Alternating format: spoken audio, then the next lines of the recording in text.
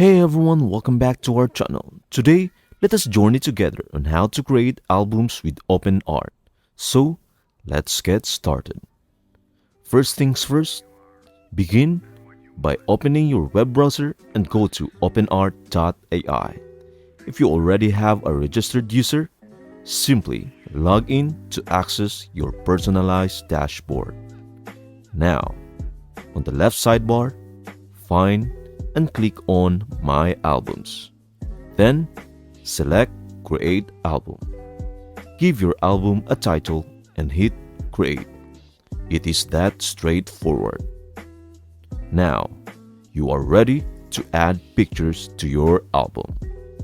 And there you have it.